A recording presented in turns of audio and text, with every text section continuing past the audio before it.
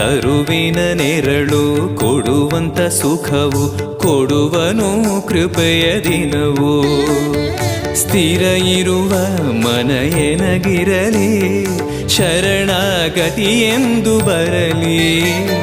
ಭಗವಂತನ ಪ್ರಿಯ ಮಗನಿವನ ಸಾರಿ ಬದುಕು ಇರಲಿ.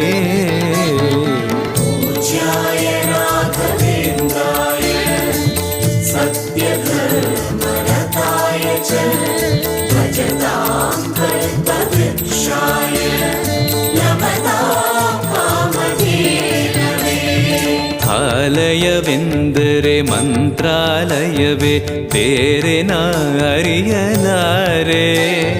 ರಾಜನು ಎಂದರೆ ಶ್ರೀ ಗುರುರಾಜನೇ ಮತ್ತು ನಾ ತಿಳಿಯಲಾರೆ. ಆಲಯವೆಂದರೆ